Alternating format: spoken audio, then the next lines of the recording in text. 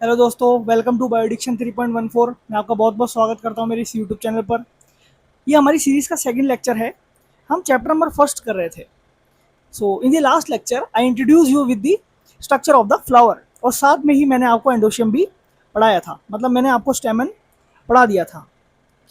याद करेंगे, जब हमने एंथर को कट किया था, उसको डाइसेक्ट करके चेक किया था, और उसकी मैंने आपको ऐसा करके आउटलाइन दिखाई थी, तो आपको कैसा स्ट्रक्चर दिखाई पड़ा था, मैं वो आपको बनाने जा रहा हूं। एक बार चेक करेंगे, कुछ ऐसा ही दिखाई आपको पड़ा था।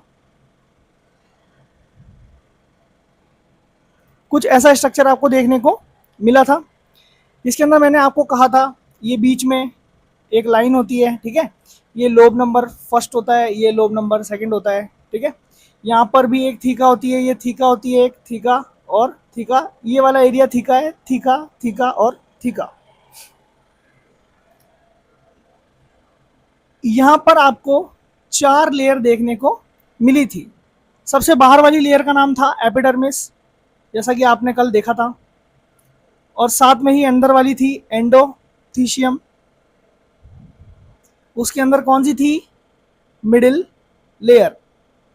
और सबसे अंदर क्या थी? टेपेटम। और जो ये अंदर जो ये सर्कुलर आउटलाइन आपको दिखाई पड़ रही है, ये जो स्ट्रक्चर है, इसका नाम क्या था? Micro sporangium. मतलब ये वो एरिया है जहां पर माइक्रोस्पोर का फॉर्मेशन होता है। मैंने कल आपको क्या कहा था? इसके अंदर भरा होता है स्पोरोजीनस टिश्यू। क्या होता है स्पोरोजीनस टिश्यू? इसके नाम से ही हमें पता चल रहा है। स्पोरो मतलब स्पोर,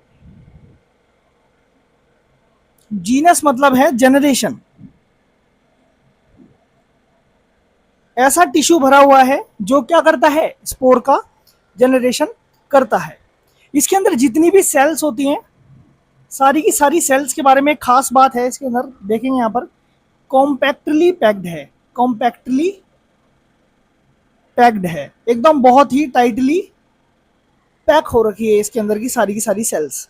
और जो भी इसके अंदर की सेल्स हैं, सारी की सारी होमोजीनस हैं, होमोजीनस सेल्स हैं, मतलब सब एक जैसी हैं, कोई भी अलग नहीं है। इसके अंदर जितनी भी सेल्स होती हैं, सबका नाम पता है क्या होता है?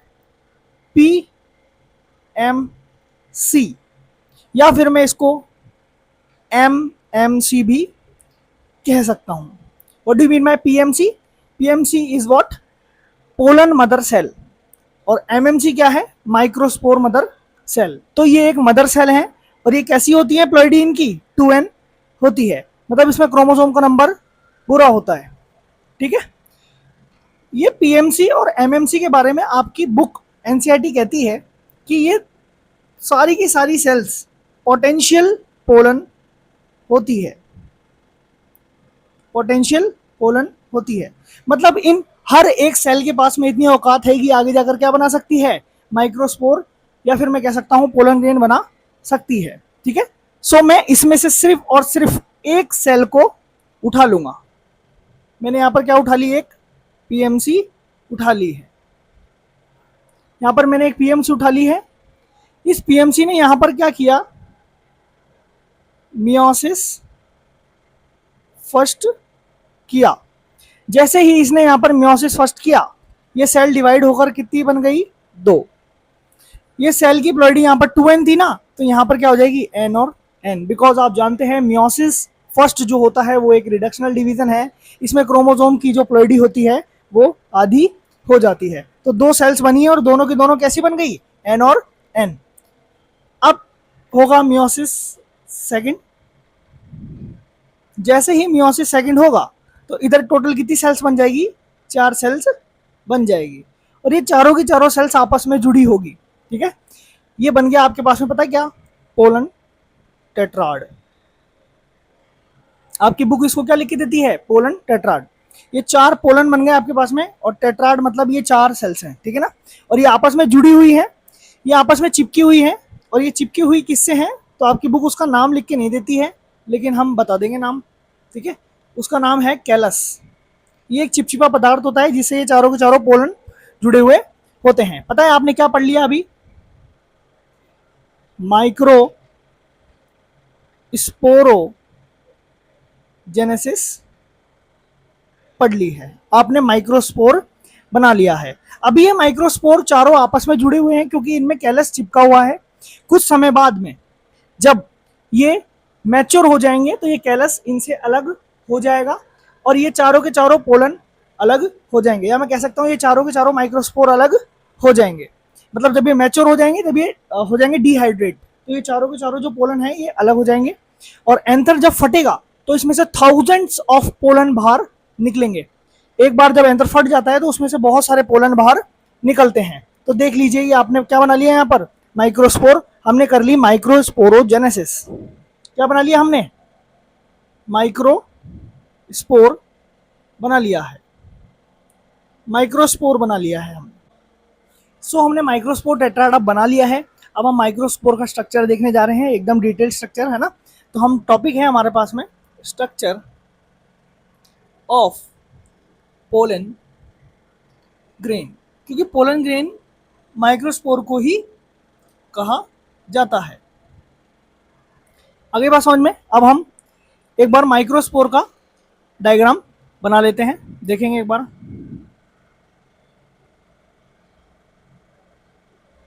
जो मैंने ये ग्रीन कलर से आपकी लेयर बनाई है, इस ग्रीन कलर की लेयर को हम कहेंगे सेल मेम्ब्रेन, क्योंकि वो हर एक सेल के ऊपर होती ही होती है।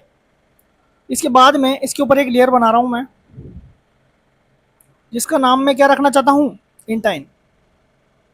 आपकी बुक इसको क्या कहती है? इंटाइन कहती है। ये इंटाइन हो गई हमारे पास में। इसके ऊपर मैं एक लेयर और बनाऊंगा जिसका नाम हम रखेंगे एक्साइन। देख पा रहे होंगे कैसे बना रहा हूं मैं इसको, आपको सेम ऐसे ही याद रख लेना है इसको। इसमें कोई स्ट्रक्चर फिक्स नहीं है ना, ऐसे टेढ़ा मेढ़ा आपको भी बना देना है, ठीक है। यहां पर नीचे की तरफ एक सेल पड़ी होती है ना, और ये एक बड़ी वाली सेल है। अब हम इसकी लेबलिंग करते हैं, एक बार देखिए। जो ये ग्रीन कलर से मैंने बनाई है ये सेल मेम्ब्रेन है, जो कि हर सेल में होती ही होती है। जो मैंने ये ब्लू कलर से बनाई है इसका नाम है इंटाइन। ये एक लेयर है, इसका नाम है इंटाइन। और जो ये बाहर वाली लेयर है इसका नाम है एक्साइन, ब्लैक वाली। इन मतलब अंदर, एक्स मतलब बाहर। इसके बारे में एक खास बात क्या है? इसके बारे में खास बात यह है कि ये सेलुलोज से एंड पैक्टिन से मिलकर बनी होती है। सेलुलोज भी एक कार्बोहाइड्रेट है और पैक्टिन भी एक कार्बोहाइड्रेट है। पैक्टिन को पैक्टोज भी कहा जा सकता है। दूसरी चीज, ये थिन होती है, बहुत पतली होती है, नाजुक होती है ये, ठीक है ना। और इसके बारे में एक खास बात क्या है, ये कंटिन्यूअस है, मतलब इसके बीच में कोई गैप नहीं है, विदाउट लैग है, ठीक है ना। कंटिन्यूअस है, पूरी की पूरी एक बार में ही है। एक्साइन के बारे में क्या खास बात है? एक्साइन के बारे में मोस्ट इंपॉर्टेंट बात क्या है कि ये स्पोरोपोलेनिन से बनी होती है। नीट में कई बार यहाँ से सवाल भी आता है, ठीक है, ये बहुत ही इंपॉर्टेंट टॉपिक है, ठीक है। तो ये एक्साइन जो है वो स्पोरोपोलेनिन से बनी होती है। स्पोरोपोलेनिन से बनी होती है, ऐसी क्या खास बात है इसके अंदर की ये स्पोरोपोलेनिन से बनी है? स्पोरोपोलेनिन एक हार्डेस्ट कॉम्प्लेक्स कह सकता हूं मैं, ठीक है, ऑर्गेनिक मैटर है, मतलब ये कार्बन से मिलकर बना होता है। ऐसा क्यों बता रहे हो आप? ऐसा इसलिए बता रहा हूं क्योंकि ना तो इसको कोई टेम्परेचर डिस्ट्रॉय कर सकता है, ना ही इस पे कोई एसिड वर्क करता है, ना ही इस पे कोई एल्कली मतलब बेस वर्क करता है। ना कोई एसिड खराब कर सकता है, ना कोई बेस, और ना ही कोई इसको एंजाइम डाइजेस्ट कर सकता है। ये इसके बारे में बहुत ही खास चीज है, ये सवाल यहां से पूछा जाता है। ये थिक है थोड़ी, है ना, इंटाइन से तो थिक है। और ये डिसकंटिन्यूअस है। डिसकंटिन्यूअस क्यों है, इसका रीजन मैं आपको भी दूंगा। और एक खास बात, और एक खास बात क्या है कि ये इरेगुलर है, मतलब इसकी कोई फिक्स शेप नहीं है, ऐसा ऊंचा नीचा है ना ये, ठीक है। और जो पोलन ग्रेन में डिफरेंट अरेंजमेंट आती है, मतलब ऐसी अलग अलग शेप आती है, वो अलग अलग शेप का कारण कौन है, एक्साइन।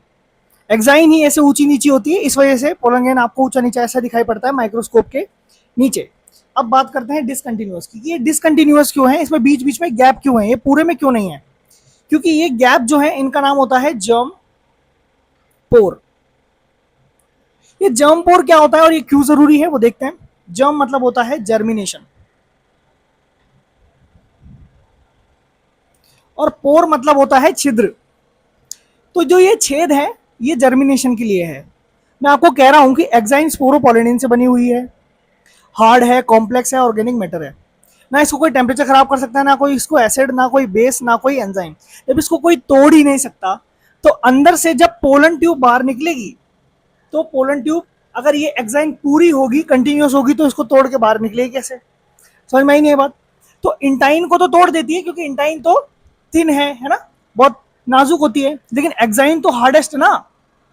अब हार्डेस्ट को कैसे तोड़ा जाएगा, अब हार्डेस्ट है इसलिए यहां पर क्या छोड़े गए हैं बीच बीच में, जर्म पोर, जो ये जर्मिनेशन का काम करवाते हैं। मतलब जब पोलन ट्यूब निकलनी होगी तो इन छेदों में से बीच में से निकल जाएगी, ठीक है ना। अभी ये बाद में देखेंगे ना, ये तो मैंने ऐसे बता दिया बस आपको इंफॉर्मेशन के लिए। तो ये बड़ी वाली सेल है यहाँ पर, इसका नाम है वेजिटेटिव सेल, और जो ये छोटी वाली नीचे सेल है इसका नाम क्या है, जेनरेटिव सेल। जनरेटिव सेल को देखो, जनरेटिव सेल का जो न्यूक्लियस आपको दिखाई पड़ रहा है कैसा है, ये स्पिंडल शेप है। स्पिंडल शेप कैसी होती है, ऐसी, मतलब इसके कोने कैसे होते हैं, चपटे, और बीच में से कैसा होता है, ये मोटा। स्पिंडल को हम फ्यूजिफॉर्म भी कहते हैं।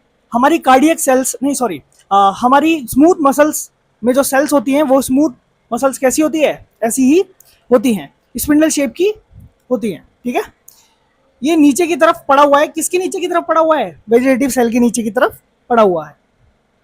ये सेल भी एन है प्लॉइडी में, ये सेल भी एन है प्लॉइडी में, क्योंकि पूरा का पूरा माइक्रोस्पोर ही क्या है, एन है। इसकी प्लॉइडी क्या है, एन है, हैप्लॉइड है ये, ठीक है ना। क्योंकि आपको पता है ये किससे बना है, मियोसिस से बना है, और मियोसिस एक रिडक्शनल डिवीजन है। जब मियोसिस होती है तो उसमें क्रोमोसोम का नंबर आधा हो जाता है, ठीक है। अब हम देखते हैं वेजिटेटिव सेल को।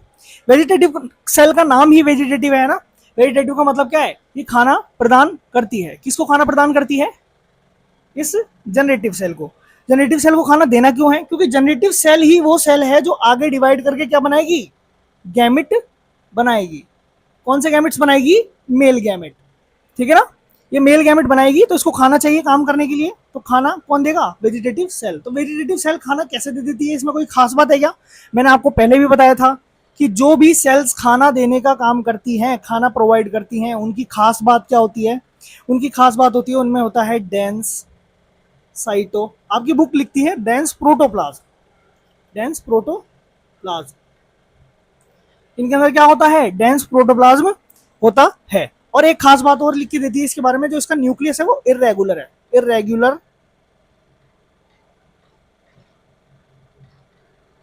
न्यूक्लियस इसका होता है। जनरेटिव सेल जो होती है वो क्या बनाएगी, गैमेट्स बनाएगी। कितने गैमेट्स बनाती है ये, दो। कितने गैमेट्स बनाती है, दो। तो जो पोलन ग्रेन है ना, उसके अंदर ही होती है क्या, जनरेटिव सेल, और वो आगे जाके क्या बनेंगे, गैमेट्स। तो पोलन ग्रेन मतलब माइक्रोस्पोर क्या हो गया, मेल गैमेट नहीं, मेल गैमेटोफाइट। आज आपको ये चीज ध्यान रख लेनी है कि जो पोलन ग्रेन होता है, मतलब माइक्रोस्पोर जो होता है, वो क्या होता है, मेल गैमेटोफाइट। गैमेटोफाइट्स क्या होते हैं, जो अपने अंदर गैमेट्स को रखते हैं। तो पोलन ग्रेन या फिर माइक्रोस्पोर क्या हो गया, मेल गैमेटोफाइट। सो आइए, हमने स्ट्रक्चर ऑफ माइक्रोस्पोर तो देख लिया है। एक बहुत ही इंपॉर्टेंट इन्फॉर्मेशन आपकी बुक के अंदर दे रखी है, उसको हम बहुत ध्यान से देख लेंगे, ठीक है। मैं आपको बता देता हूँ एक बार, है ना। ट्रिक भी बता दूंगा याद करने की। मतलब मैं अज्यूम कर लूं कि 100% कौन है एंजियोस्पर्म अगर हैं, तो आप इसके दो ग्रुप बना दो। कितने ग्रुप बना दो? दो। एक ग्रुप में लिख दो आप 60% और दूसरे ग्रुप में लिख दो आप 40%।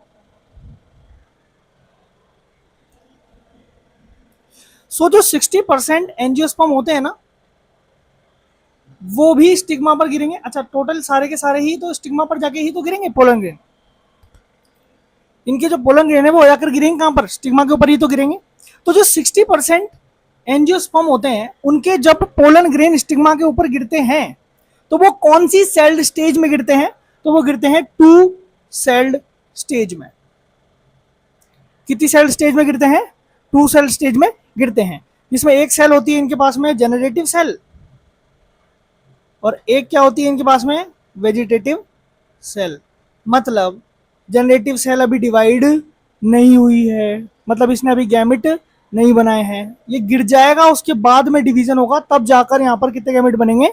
दो गैमेट बनेंगे। तो दो गैमेट और एक वेजिटेटिव सेल, फिर तब जाकर मिलकर क्या हो जाएगी? ये थ्री सेल स्टेज। लेकिन ये 60% जो एंजियोस्पर्म होते हैं, उनके जो पोलन ग्रेन होते हैं, जब वो गिरते हैं किसके ऊपर? स्टिग्मा के ऊपर, तो वो कौन सी सेल स्टेज में गिरते हैं? टू सेल स्टेज में गिरते हैं। उसमें दो सेल होती है, एक होता है जनरेटिव सेल, एक होता है vegetative cell.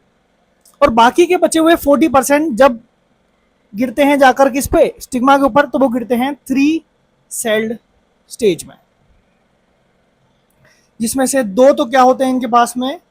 Gametes, male gametes. और एक क्या होता है इनके पास में? Vegetative cell. मतलब ये पहले ही जनरेटिव सेल इनकी डिवाइड कर चुकी है, इस पे गिरने से पहले ही डिवाइड कर चुकी है। ठीक है, तो कितने गैमेट्स बन गए? दो गैमेट्स यहां पर बन गए। ठीक है, तो आपको ये इंफॉर्मेशन याद रख लेनी है। ये इंफॉर्मेशन बहुत ही इंपॉर्टेंट है आपके लिए। कैसे याद कर लेंगे इसको? देखो, आपको है ना, ये ट्रिक है ये, मैंने भी कहीं से सीखी थी। ये ट्रिक है, आपको टोटल 120 लाना है मल्टीप्लाई करके। 60 को 2 से मल्टीप्लाई करो तब भी कितना आएगा? 120। तो 60% कौन सी सेल स्टेज में गिरते हैं? टू सेल स्टेज में गिरते हैं। और 40 को 3 से मल्टीप्लाई करोगे तब भी कितना आएगा? 120। तो आपको जो पता चल गया, 40% जो होते हैं वो कौन सी सेल स्टेज में गिरते हैं? थ्री सेल स्टेज में गिरते हैं। अगर आप ऐसे मिसमैच कर देंगे, 60% को थ्री सेल स्टेज याद करवा देंगे, तब आंसर आ जाएगा 180, जो कि आपकी ट्रिक के हिसाब से गलत है। और अगर 40% को आप टू सेल स्टेज से कर देंगे तो आंसर आ जाएगा 80, जो कि आपकी ट्रिक के हिसाब से गलत है। आना कितना चाहिए? 120, जिससे आपको दोनों याद हो जाएंगे। सो आपके पास में एक टॉपिक है यहाँ पर, पोलन वायबिलिटी। क्या है पोलन वायबिलिटी का मतलब? पोलन वायबिलिटी का मतलब है कि पोलन ग्रेन जब एंथर से बाहर निकल जाता है, क्या बाहर निकल जाता है? Pollen grain. मतलब एंथर जब फटता है, इसका जब डाइजेशन होता है, तब ये बाहर निकल जाता है, क्या? Pollen grain. तो ये कितने समय तक के लिए वायबल है, मतलब जिंदा है? उसके बाद में क्या हो जाता है? मर जाता है। तो आपके पास में दो इंफॉर्मेशन दे रखी है। एक आपके पास में दे रखी है पैडी एंड वीट की। पैडी और वीट के लिए क्या दे रखा है आपके पास में? ये 30 मिनट तक वायबल रहते हैं। पैडी मतलब होता है आपके पास में राइस, मतलब धान और गेहूं कितने मिनट तक जिंदा रहते हैं? 30 मिनट तक जिंदा रहते हैं, उसके बाद में ये मर जाते हैं। और आपके पास एक इंफॉर्मेशन और दे रखी है, RSL। ये कितने दिन तक जिंदा रहते हैं? लगभग 30 दिन तक, मतलब 1 मंथ तक जिंदा रहते हैं। इसमें जो आर है वो क्या है? रोजेसी। रोजेसी फैमिली के सारे मेंबर, ये जो पोलन होते हैं, वो कितने दिन तक जिंदा रहते हैं? लगभग 30 दिन के। एक है सोलेनेसी। सोलेनेसी में आता है आलू, ठीक है, बैंगन, मिर्ची, टमाटर, ये सब। लेग्यूमिनोसी। लेग्यूमिनोसी में सारी की सारी लेग्यूम्स आती है, मतलब हमारी सारी दालें आती हैं। जो दालें होती है उनका जो पोलन होता है, वो पोलन 30 दिन तक जिंदा रह सकता है। और क्या है एक टॉपिक, और ये टॉपिक है कि पोलन एक न्यूट्रिटिव न्यूट्रिटिव चीज है, ठीक है ना, इसको खाया जा सकता है, ठीक है। और वेस्टर्न कंट्रीज में इसको टेबलेट्स एंड सिरप्स के रूप में खाया जाता है। ये क्या करता है, एनर्जी प्रोवाइड करता है, ठीक है। इसको कौन कौन यूज कर रहा है, ये भी इंफॉर्मेशन आपकी बुक में दे रखी है। एथलीट्स यूज कर रहे हैं और रेसिंग हॉर्स को खिलाया जा रहा है। एथलीट्स को खिलाया जा रहा है और रेसिंग हॉर्स को खिलाया जा रहा है, क्योंकि ये हमारी एनर्जी को बूस्ट करने का काम करते हैं। पोलन बहुत ही न्यूट्रिटिव होते हैं, अच्छी चीज है खाने के लिए, ठीक है। इसकी टेबलेट्स भी आती है और मार्केट के अंदर क्या आती है, इसकी सिरप्स भी आती है। पोलन के बारे में एक खराब चीज भी है कि एक प्लांट होता है पार्थेनियम। जो पार्थेनियम है उसका दूसरा नाम क्या है, कैरट ग्रास, कॉमन नेम है इसका। ये पार्थेनियम एक इन्वेजिव वीड है, खरपतवार है। क्या ये, खरपतवार। ये बहुत ज्यादा तेजी से फैल जाता है, ये पौधा बेकार है एकदम, बिल्कुल, है ना। इसके जो पोलन होते हैं बहुत बेकार होते हैं। इसके पोलन क्या कर देते हैं, एलर्जी कर देते हैं, एलर्जी कर देते हैं, सांस लेने की एलर्जी कर देते हैं। जैसे एक बीमारी होती है अस्थमा, अस्थमा कर देते हैं। एंड साथ में क्या है, आपकी बुक क्या बोलती है, ब्रोंकिटिस कर देते हैं। ये अस्थमा जो होती है वो ट्रैकिया की बीमारी है, और जो ब्रोंकिटिस है वो ब्रोंकस की बीमारी है, ठीक है ना। तो ये एलर्जी कर देता है। पार्थेनियम या कैरेट ग्रास का जो पोलन होता है वो क्या कर देता है, एलर्जी कर देता है। एलर्जन है एक तरह से ये, ठीक है। और एक इंफॉर्मेशन आपकी बुक में और लिखी हुई है कि हमें अगर पोलन को स्टोर करके रखना है तो उसको स्टोर किस में करेंगे हम, लिक्विड नाइट्रोजन पर। और टेम्परेचर कितना रखेंगे, -196 डिग्री सेंटीग्रेड। -196, सोचिए कितना ज्यादा ठंडा टेम्परेचर है ये, ठीक है। और लिक्विड नाइट्रोजन यूज हमें करनी है। नाइट्रोजन एक गैस होती है, लेकिन इसको हम बहुत ज्यादा कंप्रेस कर सकते हैं। इसका टेम्परेचर बहुत कम कर दिया है तो ये क्या बन जाएगा, लिक्विड बन जाएगा, ठीक है। आई होप आपको मेरा ये वीडियो बहुत अच्छा लगा होगा। इफ़ आपको अच्छा लगा तो प्लीज़ इसको लाइक कर दें, शेयर कर दें, वीडियो के नीचे कमेंट करके ज़रूर बताएं कि आपको वीडियो कैसा लगा। और मेरे चैनल को प्लीज़ प्लीज़ प्लीज़ सब्सक्राइब कर दें, ठीक है। अब हम नेक्स्ट वीडियो लेकर आएंगे इसी के आगे के टॉपिक का।